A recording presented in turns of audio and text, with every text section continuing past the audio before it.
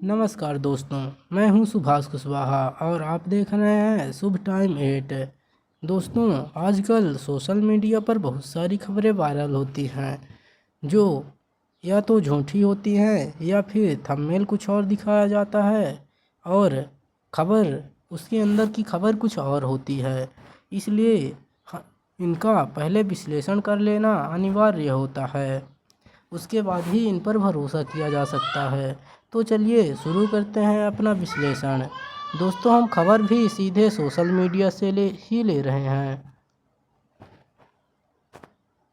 तो दोस्तों, यहाँ पर मैंने अपने YouTube को खबर पर सेट रखा है और यहाँ पर काफ़ी खबरें दिखाई दे रही हैं। G7 विदेश मंत्रियों के साथ है जयशंकर की ग्रुप फोटो। दोस्तों, यह तो सामान्य ही है। अगली खबर है, ईरान से भारत आ गया 6 लाख बैरल कच्चा तेल। दोस्तों, क्या यह खबर सच है? क्योंकि बहुत पहले से भारत ने ईरान का तेल बंद कर रखा था और हमारे यहाँ ईरान का तेल नहीं आ रहा था शायद। तो चलिए इस खबर का विश्लेषण करते हैं। दोस्तों, हम अपना विश्लेषण AI द्वारा करते हैं क्योंकि हमने जेमिनाई की सेव सेटिंग में यह सेव कर रखा है कि मुझे खबरें वास्तविक डेटा से पुष्टि करके दिखाओ। तो चलिए शुरू करते हैं अपना विश्लेषण। ईरान से आया नहीं।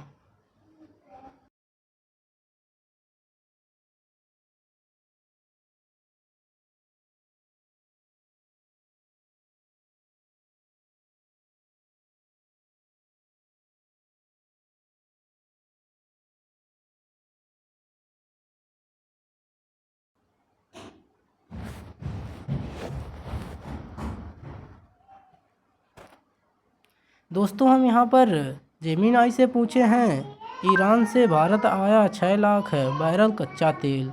यह खबर जी न्यूज़ की है और कुछ ही देर पहले पोस्ट की गई है। इस खबर की सच्चाई क्या है, इस बात की वास्तविक डेटा से पुष्टि करके बताओ। तो दोस्तों, हमारा उत्तर प्रस्तुत कर हो चुका है और देखते हैं कि क्या है उत्तर। वैसे यह तो सही बता रहा है, अब देखते हैं।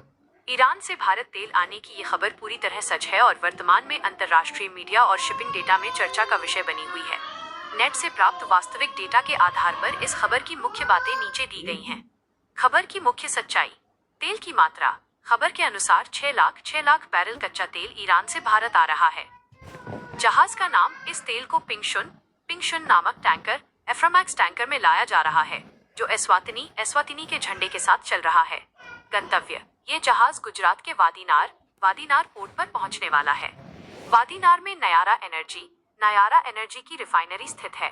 पहुंचने का समय, शिप ट्रैकिंग डेटा केपलर और वॉर्टेक्सा के अनुसार इसके 4 अप्रैल 2026 तक गुजरात तट पर पहुंचने की उम्मीद है। यह खबर इतनी महत्वपूर्ण क्यों है? 7 साल का अंतराल। भारत ने अमेरिकी प्रतिबंधों के कारण मई 2019 में ईरान से तेल खरीदना बंद कर दिया था। ये लगभग 7 साल बाद ईरान से भारत आने वाली पहली बड़ी खेप है। 2. अमेरिकी छूट वेवर। हाल ही में अमेरिका ने 21 मार्च 2026 को एक 30 दिन की विशेष छूट सैंक्शंस वेवर दी है, जिसके तहत समुद्र में पहले से मौजूद ऑन वाटर ईरानी तेल को खरीदा जा सकता है। यह छूट 19 अप्रैल 2026 को समाप्त हो जाएगी। 3. रणनीतिक लाभ। पश्चिमी एशिया में चल रहे तनाव और हॉर्मुज जलडमरू मध्य स्ट्रेट ऑफ हॉर्मुज में रुकावटों के बीच भारत अपनी ऊर्जा सुरक्षा सुनिश्चित करने के लिए सस्ते ईरानी तेल का विकल्प देख रहा है। सरकार का रुख। हालांकि शिपिंग डेटा और विशेषज्ञों जैसे केपलर के विश्लेषक ने इस खबर की पुष्टि की है, लेकिन भारत सरकार के जहाजरानी मंत्रालय मिनिस्ट्री ऑफ शिपिंग ने अभी तक इस पर कोई विशिष्ट आधिकारिक पुष्टि नहीं दी है। मंत्रालय के अनुसार रिफाइनरी कंपनियां अपनी व्यावसायिक व्यवहार्यता के आधार पर तेल खरीदने का फैसला लेती हैं। निष्कर्ष, ये खबर बिल्कुल सही है कि एक टैंकर 6 लाख बैरल ईरानी तेल लेकर भारत की ओर बढ़ रहा है, जो 4 अप्रैल तक पहुंचने की संभावना है। तो दोस्तों, यह खबर तो पूरी तरह के सच ही है, क्योंकि जिस प्रकार हमारे ऊर्जा मंत्रालय का बयान है उसके अनुसार ऐसा ही लगता है, भले ही वह स्पष्ट रूप से ना कह रहे हों।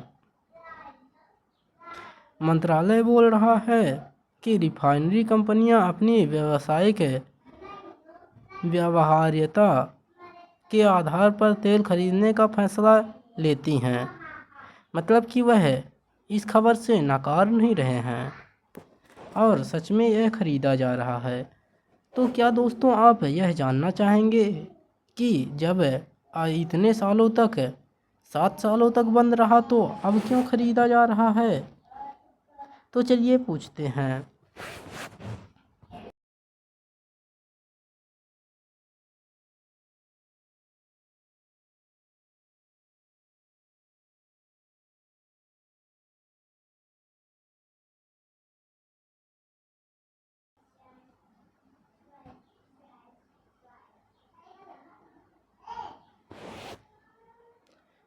दोस्तों हम यहाँ पर ज़मीन आई से पूछे हैं, जब 7 साल तक यह तेल व्यापार बंद रहा तो अब क्यों खरीदा जा रहा है, इसके पीछे का लॉजिक क्या है?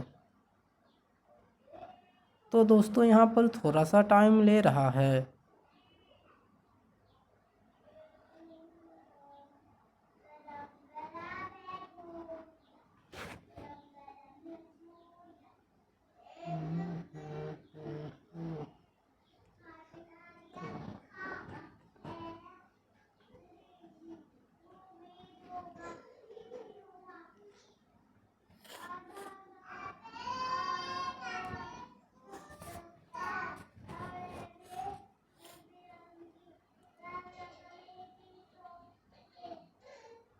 भारत द्वारा 7 साल बाद ईरान से तेल खरीदने के पीछे कोई स्थायी नीति परिवर्तन नहीं, बल्कि एक अस्थायी विंडो और सोची समझी कूटनीति है। इसके पीछे के मुख्य कारण और लॉजिक नीचे दिए गए हैं। 1. अमेरिका द्वारा दी गई 30 दिवसीय छूट, स्पेशल वेवर। सबसे बड़ा और मुख्य कारण अंतरराष्ट्रीय नियमों में बदलाव है। 21 मार्च 2026 को अमेरिका के office of foreign assets control OFAC ने ईरान पर लगे प्रतिबंधों में 30 दिनों की एक सीमित ढील दी है। लॉजिक: ये छूट केवल उस तेल के लिए है जो पहले से ही समुद्र में जहाजों पर ऑन वाटर था। अमेरिका ने ये कदम वैश्विक बाजार में कच्चे तेल की कमी को दूर करने और कीमतों को नियंत्रित करने के लिए उठाया है। भारत ने इसी छूट का फायदा उठाकर ये 6 लाख बैरल तेल खरीदा है। 2. नयारा एनर्जी का निजी व्यापारिक निर्णय। ये तेल भारत की सरकारी कंपनी जैसे IOC या BPCL ने नहीं, बल्कि नायरा एनर्जी ने खरीदा है।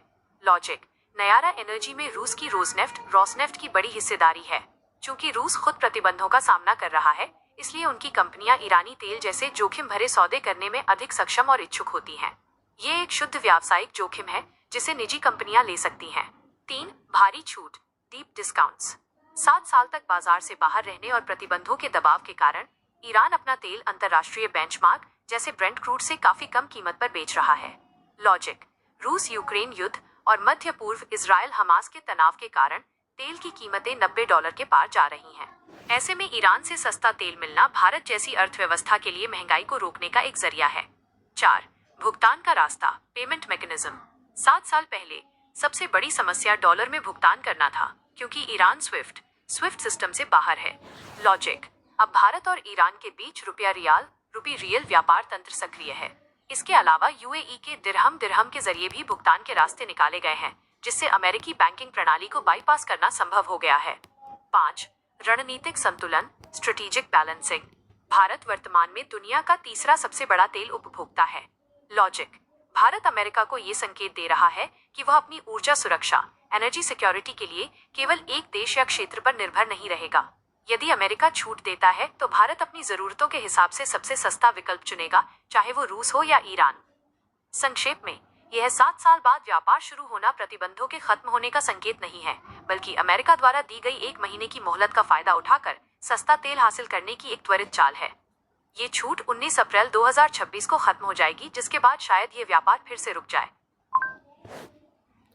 तो दोस्तों आप देख सकते हैं, यह अमेरिकी छूट के कारण है और भारत सरकार नहीं, बल्कि एक ऐसी कंपनी खरीद रही है जो मतलब जिस पर रूस की बड़ी हिस्सेदारी है और वह प्रतिबंधों का भी सामना कर रही है। तो दोस्तों, क्या आप यह जानना चाहेंगे कि क्या भारत इस डेट के ख़त्म होने के बाद भी यह तेल खरीद जारी रखना चाहेगा?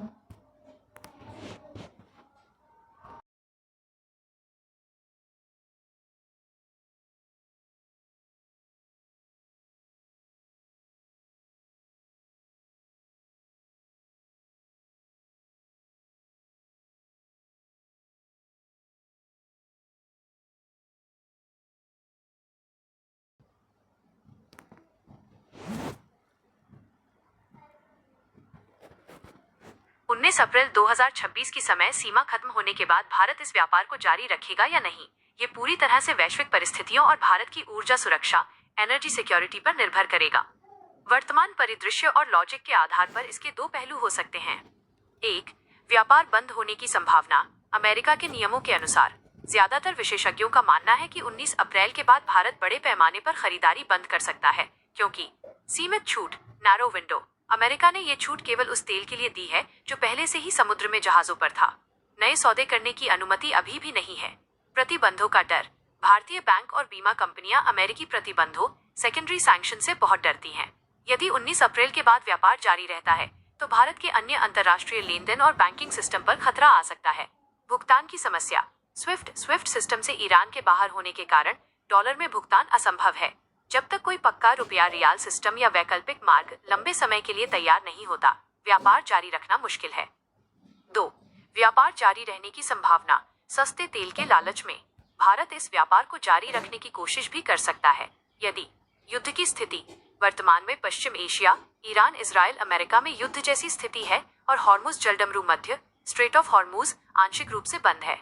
ऐसे में अगर तेल की कीमतें $120 प्रति बैरल के पार जाती हैं, तो भारत अपनी अर्थव्यवस्था को बचाने के लिए प्रतिबंधों के बावजूद ईरान से तेल लेने का जोखिम ले सकता है। रूस की तर्ज पर रणनीति। जैसे भारत ने रूस पर लगे प्रतिबंधों के बावजूद तेल खरीदना जारी रखा, वैसे ही वह ईरान के साथ भी एक स्वतंत्र भुगतान तंत्र इंडिपेंडेंट पेमेंट मैकेनिज्म विकसित कर सकता है। चीन को टक्कर। वर्तमान में ईरान का सबसे बड़ा खरीदार चीन है। अमेरिका चाहता है कि ईरान का तेल चीन के बजाय भारत जैसे देशों के पास जाए ताकि बाजार में संतुलन बना रहे। इस रणनीतिक लाभ के कारण अमेरिका भविष्य में और भी साइलेंट छूट दे सकता है। दोस्तों, एक तरफ है अमेरिका को मात भी चाहिए और दूसरी तरफ है यह भी कि भारत आगे ना बढ़ जाए। ऐसा कैसे चलेगा? यह अमेरिका की नीति पता नहीं किस प्रकार की हैं और यह अच्छी तो बिल्कुल भी नहीं।